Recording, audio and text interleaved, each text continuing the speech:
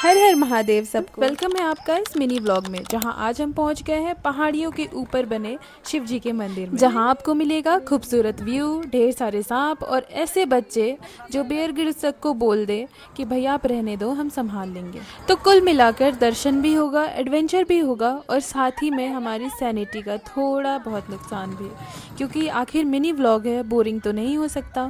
चलिए अब बिना और बकवास किए वीडियो शुरू करते हैं। हम लोगों ने डिसाइड किया था कि सुबह सुबह जल्दी दर्शन के लिए निकलेंगे, लेकिन हमारी फैमिली इतनी बड़ी है कि सबको रेडी होते होते सुबह से सीधा दोपहर हो गया। ऊपर से सब भूखे भी थे, लेकिन दर्शन के एक्साइटमेंट में कोई भी रुका नहीं और सब निकल पड़े और मस्ती मजाक करते करते रास्ते का पता भी नहीं चला और दूर से ही मंदिर के दर्शन होने शुरू भी हो गए।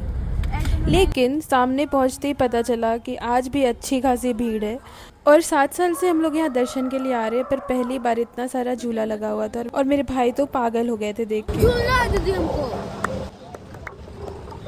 अरे पूजा तो कर लो भाई, सब प्रसाद ले रहे हैं। फाइनली सबकी गाड़ियाँ पहुँच गई थी और प्रसाद वगैरह लेने के बाद हमने अपनी चढ़ाई शुरू कर दी और धूप इतनी ज़्यादा थी कि चढ़ाई आज इतनी ज़्यादा मुश्किल लग रही, लेकिन जैसे भी ऊपर पहुंच गए।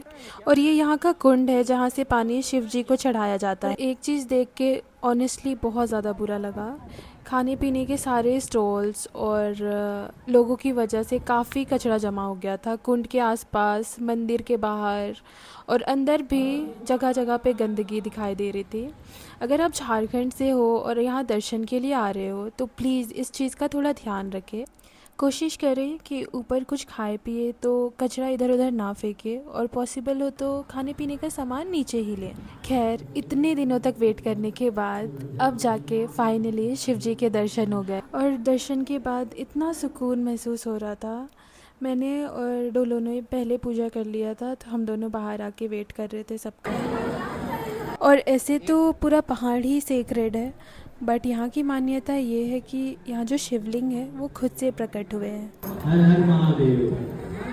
और ऐसा कहते हैं कि जब रामायण का समय था तब महर्षि वाल्मीकि ने इसी पहाड़ पर वर्षों तक तपस्या की थी और पहाड़ पर एक जलकुंड है जो मैंने आपको दिखाया था, जिसके बारे में कहते हैं चाहे कितनी भी गर्मी हो पर वो पानी कभी नहीं सूखता। मंदिर से बाहर आते ही हमें दिख गया सांप और मेरी बहन इतनी ज़्यादा डेयरिंग है कि सच में खुद को भोले बाबा ही समझ बैठी।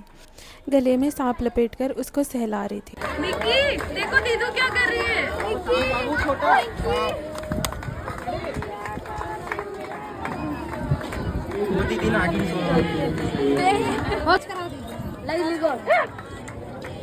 सोनी प्लीज यार, ज्यादा डर रही है लोग से, समझिए।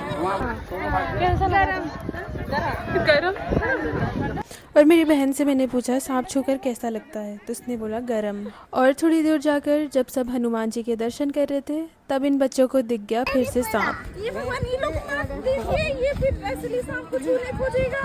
असली है गाइस।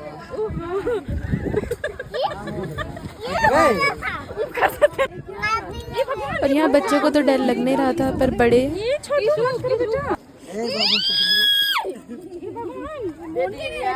आप डरा रहे उसको, सुन नहीं नहीं आप सबको मार देगा। जितना हिला दे उतना आप चिल्ला रहे हैं। कौन सा सांप है? इन लोगों को ना अगर डिस्कवरी चैनल वालों ने देख लिया तो बेयर ग्रिल्स को निकाल के इन्हीं लोगों को होस्ट बनाने के लिए ले जाएंगे।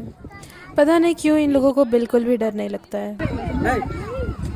और डोलो को थोड़ा डिजी फील हो रहा था, तो भैया अच्छा भाई बन के अपना फ़र्ज़ निभाते हुए उसको ऊपर लेके गया, क्योंकि अभी माँ काली का दर्शन करना बाकी था। और ये रही हमारी प्यारी माँ काली, और इनके सामने आने से ही बस ऐसा लगता है ना कि मेरे मन में जो भी चल रहा है सब कुछ ठीक हो जाएगा। और कहा जाता है कि अगर आप ऐसे छोटे छोटे पत्थरों से घर बनाते हो तो आप अपना घर बनाने का सपना पूरा कर सकते हो। और अच्छे से दर्शन होने की खुशी तो आपको मेरे चेहरे पे दिख ही रही होगी। पूजा करने के बाद हम सारे कजन्स बैठकर थोड़ी देर रिलैक्स करके मंदिर की खूबसूरती और माहौल को एंजॉय कर रहे थे। इतने में ही आहिल की शैतानी हो गई स्टार्ट। दौड़े जा रहा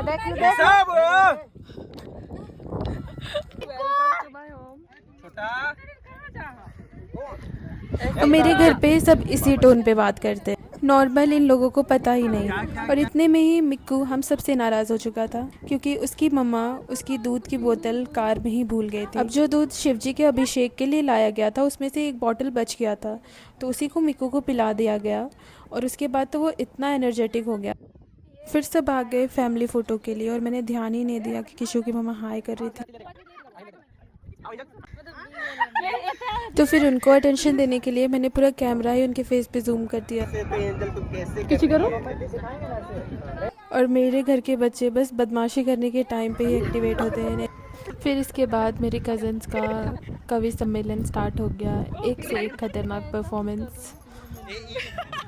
और ये आप मंदिर और पहाड़ का व्यू देखो, कितना प्यारा लगता है।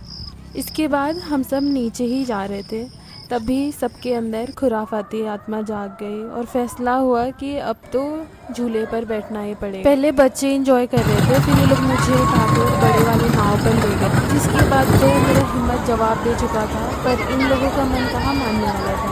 ये लोग फिर मुझे उठा के लेके गए इस झूले पर, जिसके बाद तो कोई भी बोलने लायक ही नहीं बचा। मरने जैसा लग रहा है हमको। सबकी इतनी ज़्यादा ख़राब हालत हो गई थी।